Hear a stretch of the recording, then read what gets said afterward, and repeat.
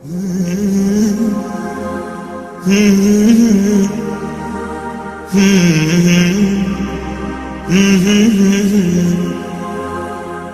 la la la, la la la la, la la la la, la la la.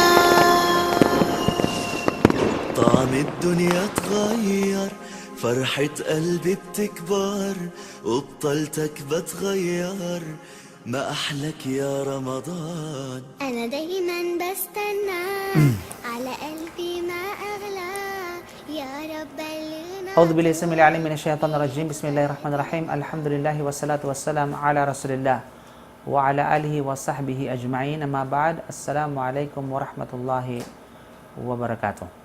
Lahat ng papuri at pasalamat ay para lamang sa Allah subhanahu wa ta'ala. Atin siyang purihin, atin siyang dakilain at luwalhatiin sa lahat ng pagkakataon. Naway ipagkaloob sa atin ng Allah subhanahu wa ta'ala ang kaalaman, pangunawa sa ating pananampalataya, at naway tanggapin ng Allah subhanahu wa ta'ala ang lahat ng ating mabubuting gawain. Inshallah subhanahu wa ta'ala, mga kapatid sa panampalatayang Islam, ating ipagpapatuloy ang talakayan na may kinalaman sa ahkamus siyam. Sa pagkakataon na ito, ating ihahayag at pag-uusapan ang mga bagay na nagpapawalang bisa ng pag-aayuno. Ano nga ba ang mga nakapagpapawalang bisa sa pag-aayuno? Una, mga kapatid sa panampalatayang Islam, sinasadyang pagkain o pag-inom habang nag-aayuno sa araw ng pag-aayuno sa Ramadan. Kapag ang isang tao ay sinadyan ng kumain at uminom na nasa kanyang kaisipan na ito ay buwan ng Ramadan at araw ng pag-aayuno at siya ay nag-aayuno tapos sinasadya niyang pagkain, walang duda ay mapapawalang bisa ang kanyang pag-aayuno. At kapag ito ay ginagawa niya ika nga na walang valid reason, tulad ng ating natalakay sa mga naunang video, ay mayroong kaakibat na malaking pagkakasala. Sinabi ng Allah subhanahu wa ta'ala sa Suratul Baqarah ng aya 187, Ba'da billahi minash shaitanir rajim, Bismillahirrahmanirrahim, wa kulu washrabu hatta yatabayyana lakumul khaytul abyadu minal khaytil aswadi minal fajr, thumma atimmus siyam ila al-layl.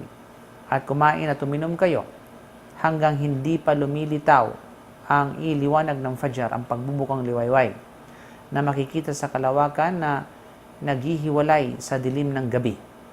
Pagkatapos ay buuin ninyo ang inyong pag-aayuno sa araw at itigil ninyo kapag pumasok na ang gabi sa pamagitan ng paglubog ng araw. So tayo inutusan ng Allah subhanahu wa ta'ala na umiwas sa pagkain at pag-inom hanggang sa paglubog ng araw. Ano ba ang masasabi natin doon sa mga nagtatrabaho at kanilang pinuputol ang kanilang pag-aayuno dahil sa kanilang trabaho? Halimbawa na lang, mga kapatid, mga nagtatrabaho sa mga pabrika o paggawaan ng tinapay o nakakapagod at hinihinging trabaho at iba pa na nakatulad nito. Bang talagang halimbawa nasa field, nasa labas, nasa kalagitnaan ng araw, ito yung nature ng kanilang trabaho. Sila hindi libre o hindi malaya sa obligasyon ng pag-aayuno. Hindi nangangahulugan na ganito ang kanilang trabaho ay malaya na sila na hindi makapag-ayuno. Sila ay inutusan na mag-ayuno pa rin. Dahil ang pag-aayuno ay isang antas at isang mando para sa kanila ng Allah subhanahu wa ta'ala na tulad din sa ibang tao. Now, may mga mahalagang bagay na dapat pansinin, mga kapatid sa panampalatayang Islam. Sino man ang nakakain o di naman kayo nakainom ng hindi sinasadya. Hindi niya sinasadya ang pagkain at sa kapag-inom. Wala sa isip na siya ay nag-aayuno. Ang kanyang pag-aayuno ay tama. Ang kanyang pag-aayuno ay tanggap. Gayunpaman, kinakailangan niyang itigil ang pagkain o pag-inom kung kailan niya ito naalala na siya ay nag-aayuno pala. Sinabi ni Propeta Muhammad sallallahu alaihi wasallam, man nasiya wa huwa saimun fa'akala aw shariba falyutimma sawmahu fa innama at'amahu Allahu wa saqahu. Sino man ang nakalimot at siya ay nag-aayuno, pagkatapos ay kumain siya ay kumain o di naman kayo uminom, kinakailangan na ipagpatuloy niya ang kanyang pag-aayuno. sa kadahilanan sapagkat siya ay tunay na pinakain ng Allah subhanahu wa ta'ala at pinainom ng Allah subhanahu wa ta'ala. Hadith na ito may tatagpuan sa Sahih Muslim. So, ito ang opportunity na ito mga kapatid, ang pagkakataon na ito ay hindi binigay sa lahat ng nag-aayuno. Ito ay sa mga tao, mga piling tao lamang na pinapalimot sa kanila ng Allah subhanahu wa ta'ala na sila ay mag-aayuno at mawala sa kanilang kaisipan. At pagkatapos ay sila ay tinatawag na nakakain na nakainom, na hindi nila akalain na sila nag-aayuno. So, ngunit dapat lamang malaman natin na dapat lamang na malaman nila na ang kanilang pag-aayuno ay tama at ito ay kinakailangan nilang ipagpapatuloy. At kung kailan naalala sila ay nag-aayuno, obligado nilang itigil ang kanilang pag-inom at pagkain. So, halimbawa, sa kasagsagan ng pag-inom niya, naalala niya na siya'y nag-aayuno pala, so lahat ng natitira, anumang natitira dito na hindi pa lunok niya ay kinakailangan niya itong ibuga. Kinakailangan itong ilabas o itapon. Napapawalang bisa ang pag-aayuno sa pamagitan ng anumang bagay na umaabot sa lalamunan na dumaan sa bibig o ilong na nangangahulugan o kumakatawan bilang pagkain o inumin. So halimbawa kapag anumang bagay na kumakatawan at nagsisilbing pagkain o inumin o nutrients at na ito ay dumadaan sa bukod sa bibig na katulad ng ilong, o anuman, tunay na ito ay nakapagpapawalang bisa ng pag-aayuno. Halimbawa na ito ay ang pagturok sa ugat na nakapagpapalusog, which is yung tinatawag na dextrose, na kung saan ang dextrose meron itong nutrients, ika nga. Ngunit kung ang turok ay hindi katulad nito, hindi dextrose, halimbawa na lamang ng penicillin, bakuna at iba pa, ay hindi nakapagpapawalang bisa ng pag-aayuno. Dahil ang mga ito ay hindi tinuturing na uri ng pagkain o inumin o pinanggagalingan ng pagkain o ng inumin.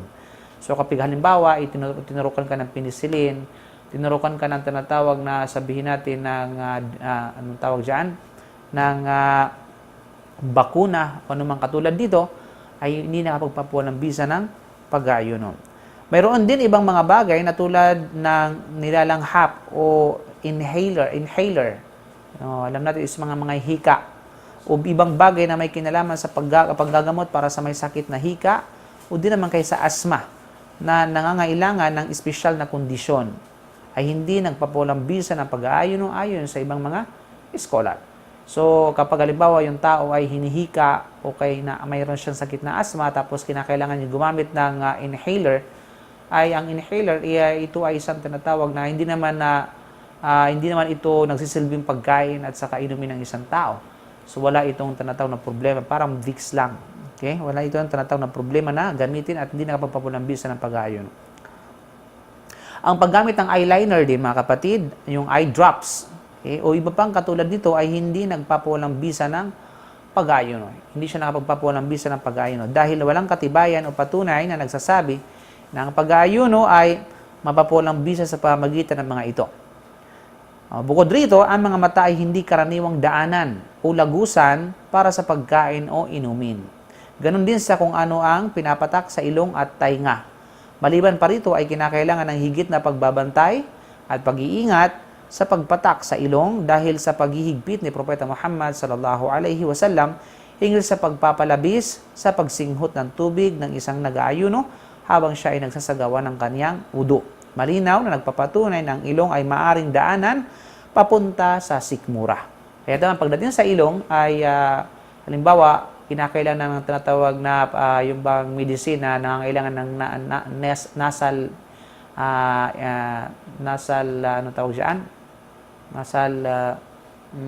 remedy. Okay? So, wag lang masyadong exaggeration, wag lang masyadong malabis yung paggamit nito. Dahil pinangangambahan na baka bumulandit papasok ng sikmura at yan ay bagay na iniiwasan. Ganyan din kapag ang nag-aayuno ay gumagamit ng di makakaing bagay o nagbibigay kasamaan na tulad ng sigarilyo, smokers, mga shop. Ang kanyang pag-aayuno ay sira at hindi tanggap mga kapatid. Ito ay dahil sa ginagamit sa karaniwang lagusan o daanan patungo sa lalamunan na ito ay ang bibig at dahil na rin ang sigarilyo ay tinuturing na uri ng pagkain o inumin. Kaya sa Arabic na term, ang gumagamit ng sigarilyo ay sharibud dukhan. The word sharib means umiinom ng dukhan ng cigarettes. So meaning na ito ay nagsisilbing tinatawag na nutrients ng isang tao, pagkain o kaya inumin ng isang tao. Kumakatawan sa pagkain at inumin ang paggamit ng tinatawag na sigarilyo. Kaya sino man ang nagsisigarilyo ay dapat niyang malaman na ang kanyang ginawa ay kasalanan. Pangalawa dito, napapawalang bisa ang kanyang pag-aayuno. Hindi napapawalang bisa ang pag-aayuno ng mga bagay na mahirap iwasan. Kabilang narito ang usok, halimbawa, ng pagkain at iba pa, o alikabok na matatagpuan sa mga daanan, at mga pagkaing tira na nakadikit sa ngipin o yung tinatawag na tinga. Liban na lamang kapag ito'y inipon sa loob ng bibig at nginuya at pagkatapos ay kanyang nilunok. Okay? Halimbawa yung tinga, maraming tinga, inipon mo, sobrang dami naman yun. So, 10 araw hindi ka nag-toothbrush, di ba? So, inipon mo yon, di ba? Ikaw ay parabang nag-deposit. Deposit, yun nga, after that, i-withdraw mo. So, yan ay bagay na kung saan ay hindi pwede ika nga. So, sa mga maliban pa dito, halimbawa, kapag normal na tinga lamang, ay hindi na papawalang bisa ng pag-aayuno, yung pagsinghot, o kaya yung pag-amoy ng pagkain na masarap na pagkain, basta hanggang amoy lang. Hanggang amoy ika nga at hindi darating sa tinatawag na pagkain.